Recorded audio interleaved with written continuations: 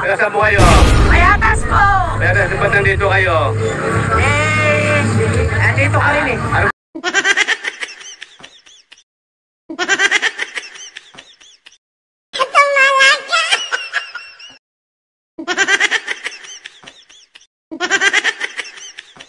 Panawagan nyo?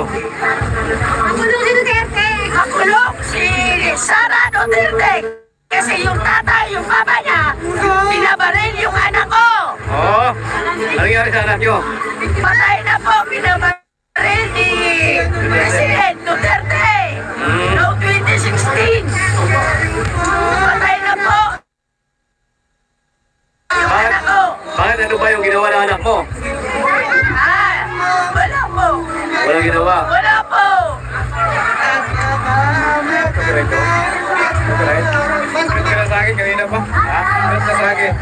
Copyright ka? Guys, i-vlog ko lang muna ito ha. Copyright eh. May tugtog. Copyright. Luga, walang alam.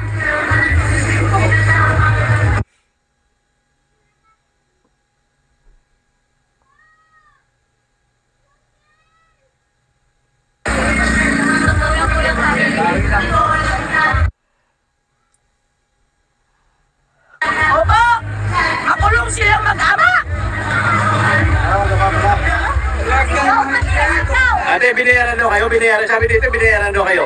Wala po kami bayan. Ang dito lang po sa titing namin na makulong ang mag-ama.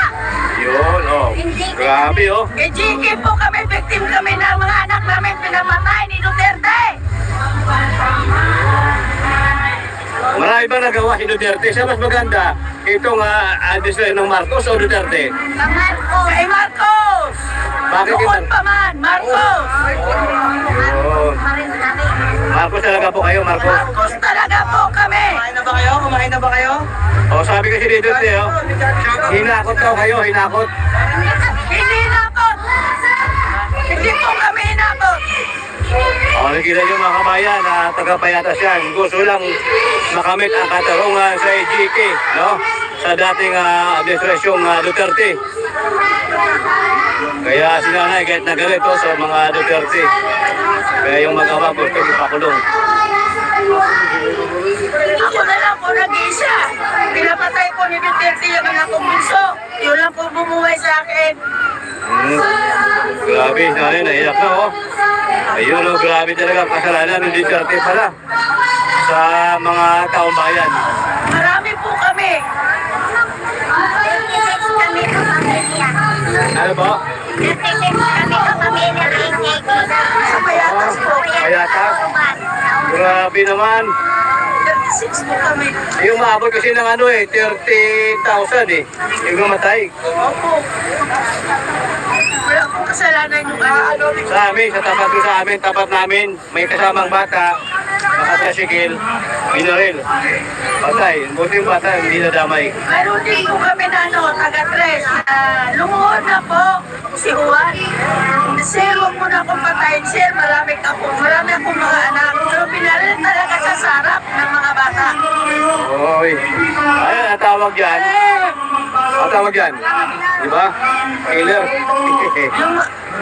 Uy! Kriminal. Yun o. 36 ng mga victim para sa mga EJK. EJK. Nakalay po tayo ha. Nakalay po tayo.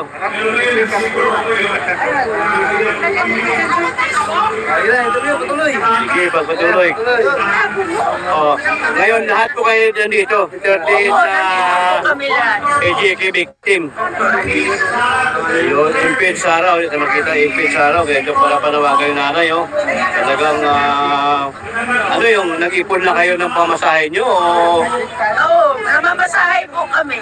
namasahe po kayo? 150 bawat isa. 150 ba isa pumunta dito? Para yung panawagan nyo Opo. na makulong yung mag-ama. Ang kulong pa lang po yung mag-ama. Dahil po sa nagawa nilang kasalanan sa mga anak niya po. Ayan po, nanawagan na po sila. Oh.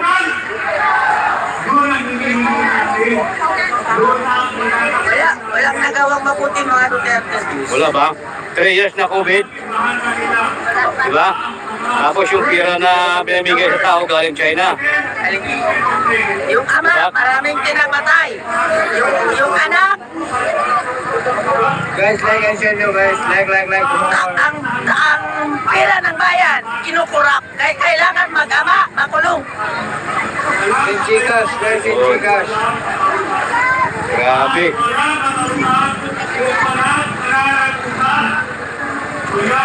Minuto ko pa naman yan. Minuto nyo. Opo. Duterte. Hindi ko minuto yan eh. Minuto ko pa naman. Kaya nung na-interview ako sa Baclaran, kami mga itigil. Oo. Sabi sa mga ay, anong masabi mo na sa naramdaman mo sa anak mo na victim ng sabi ko, President, inuto pa naman kita na biktima mo yung anak ko. Oo. Sa tukhang mo, dapat mo namin puno, hindi yung bunga. Tama yun, tama. Puno dapat. Pinalabas sa 24 oras na kilala ako. Hmm.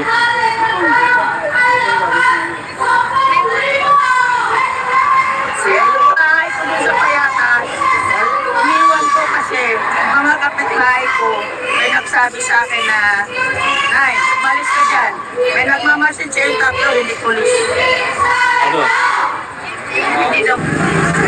Sara, bumaba ka na! Bakit eh, bakit? Ang gulo! Yun, first time mangyari, first time mangyari. Sa kasaysayan ng Republic of the Philippines. The only one, Vice President Sara. Eh,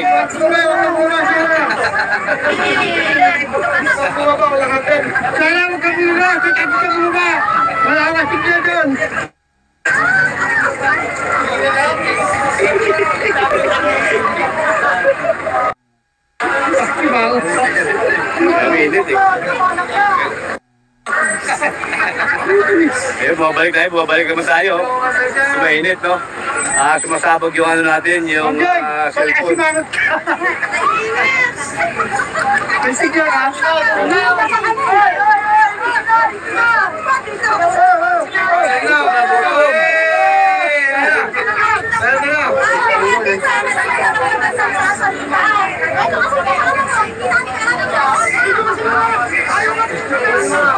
Yan pa, like and share. And like and subscribe sa live ni Pinas Tayo TV.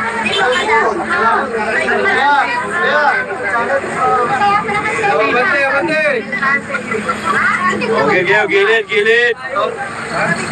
Maraming nadasakyan.